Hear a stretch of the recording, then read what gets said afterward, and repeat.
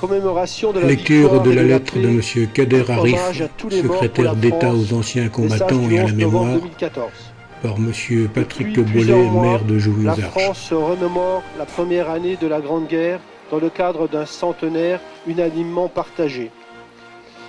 Les Françaises et les Français se mobilisent pour rendre hommage à leurs aînés et rappeler leur fierté à l'égard de l'histoire de notre pays.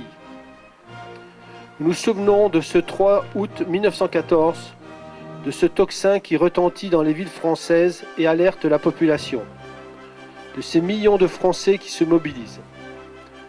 Nous nous souvenons avec respect et émotion de cette journée du 22 août 1914 qui dévoile l'horreur effroyable de la guerre. De ces 27 000 jeunes Français qui meurent au combat ce jour-là. Nous nous souvenons de ce 12 septembre 1914, de ce sursaut français qui redonne foi en nos combattants et en la France. Mais il nous appartient surtout aujourd'hui, à toutes et à tous, de nous souvenir de ce 11 novembre 1918, de cette paix que chacun de nos concitoyens croyait alors éternelle. Du courage de nos soldats, de la volonté de notre pays, des souffrances partagées des Français durant 4 années, de la force de la République qui jamais ne plia et du triomphe de ses valeurs, de nos soldats tombés ces dernières années sur les théâtres d'opérations extérieures pour perpétuer l'héritage de leurs aînés. Depuis 1 an, le centenaire de la Grande Guerre mêle intimement mémoire familiale et mémoire nationale. Il est vécu dans chaque commune, dans chaque famille, dans chaque foyer. Il rassemble l'État, les collectivités territoriales et les associations.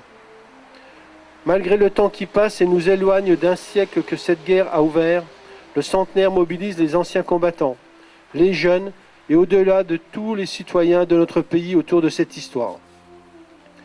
Il témoigne de la réalité de la guerre, de sa brutalité, de son humanité aussi parfois, de son caractère mondial enfin, en particulier ce jour à Notre-Dame de Lorette à travers l'inauguration d'un mémorial où sont inscrits par ordre alphabétique les noms de près de 600 000 combattants de toute nationalité morts sur les terres du Nord-Pas-de-Calais.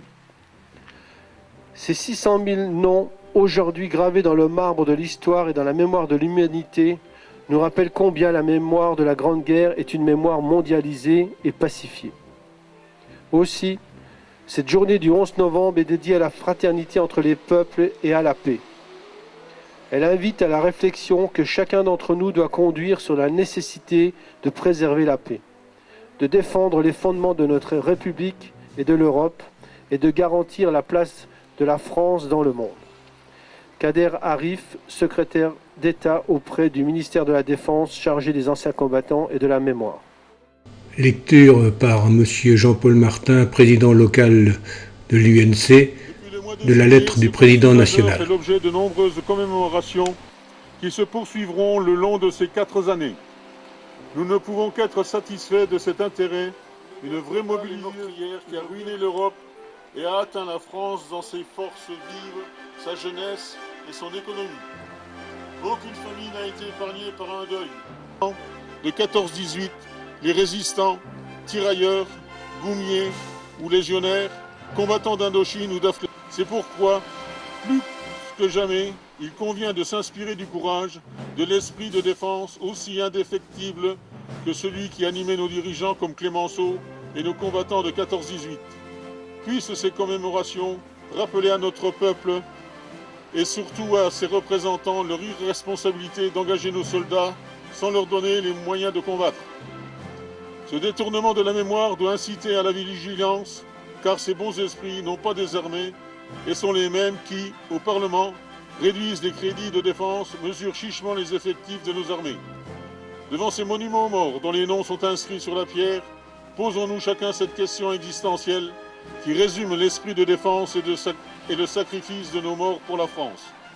Serions-nous chacun d'entre nous, à l'instar de ces héros, en état de tout quitter pour défendre la patrie? Dans l'affirmative que nos morts d'hier ou d'aujourd'hui reposent en paix. Honneur à tous les combattants morts pour la patrie, vive la France. Les jeunes élus du conseil municipal des jeunes évoquent les noms des habitants de la commune mort pour la France.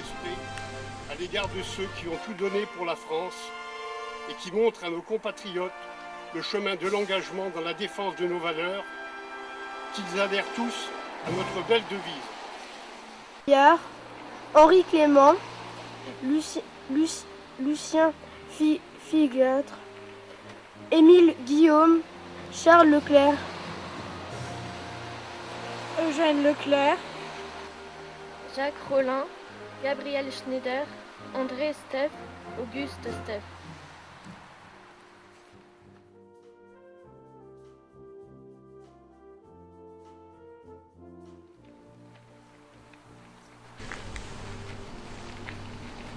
Monsieur le maire, accompagné par les présidents de l'UNC et du Souvenir français, dépose des gerbes au pied du monument aux morts.